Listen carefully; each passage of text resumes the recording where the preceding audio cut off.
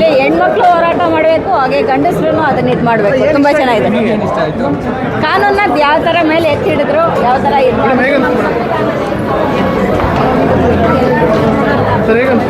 Super ಆಗಿದೆ movie, ಚೆನ್ನಾಗಿದೆ, super duper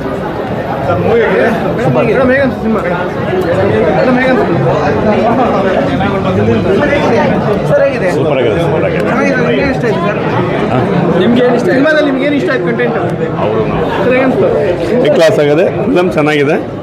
ದುನಿಯಾ ಚೆನ್ನಾಗಿ ಮಾಡ್ಯಾವೆ. ದುನಿಯಾ ವಿಜಯ್ ಬಲಿಯಾಗಿ ಸಮಾನತೆಯಿಂದ ಚೆನ್ನಾಗಿ ಮಾಡ್ಯಾವೆ. ಚೆನ್ನಾಗಿದೆ ಸರ್.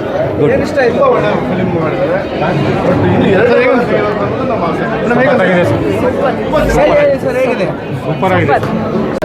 ಯಾವ ದೊಡ್ಡ ನಾಯಕನೇ ಆಗಲಿ, ಅವನು ಮಹಾತ್ಮನಾಗಲಿ, ಅವನಿಗೆ ನೀವು ಗುಲಾಮರಾಗಿ ದೇಶವನ್ನು, ಪ್ರಜಾಪ್ರಭುತ್ವವನ್ನು ಅಡ ಇಡಬೇಡಿ ಅನ್ನುವಂಥ ಮಾತನ್ನು ಹೇಳುವಂಥ ಬಾಬಾ ಸಾಹೇಬರ ಕನಸನ್ನು ನಾವು ನನಸು ಮಾಡೋದಕ್ಕೆ ಈ ಚಿತ್ರ ಒಂದು ಬಹುದೊಡ್ಡ ಸಂದೇಶವನ್ನು ಕೊಟ್ಟಿದೆ ಅಂತ ಹೇಳ್ತಾ, ವಿಶೇಷವಾಗಿ ಈ ಚಿತ್ರವನ್ನು ಕನ್ನಡಿಗರಿಗೆ ಕೊಟ್ಟಂತಹ ಎಲ್ಲ ನಮ್ಮ ವಿಶೇಷವಾಗಿ ನಮ್ಮ ದುನಿಯಾ ವಿಜಯ್ ಅವರಿಗೆ ಮತ್ತು ಆ ಚಲನಚಿತ್ರ ತಂಡಕ್ಕೆ ನಾನು ಕನ್ನಡಿಗರ ಪರವಾಗಿ, ಭಾರತೀಯರ ಪರವಾಗಿ ಹೃತ್ಪೂರ್ವಕವಾದಂಥ ಅಭಿನಂದನೆಗಳನ್ನು ಸಲ್ಲಿಸ್ತೇನೆ.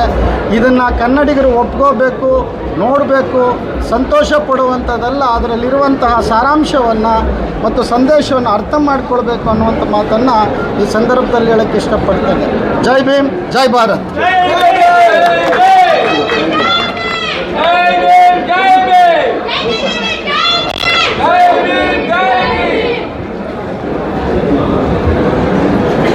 ಗಣರಾಜ್ಯೋತ್ಸವದ ದಿನ ನಮ್ಮ ಗಣರಾಜ್ಯೋತ್ಸವದ ಆಚರಣೆ ಸಾರ್ಥಕವಾಯಿತು.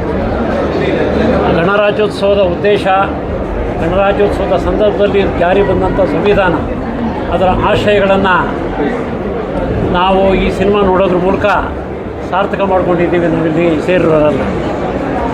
ನಾನು ಕರ್ನಾಟಕ ರಾಜ್ಯದಲ್ಲಿ ಕೂಲಿಕಾರರ ನಡುವೆ ಕೂಲಿಕಾರ ಸಂಘ ಕಟ್ಟಿಕೊಂಡು ಒಂದು 40 ವರ್ಷದಿಂದ ಕೆಲಸ ಮಾಡ್ತಾಯಿರೋದು.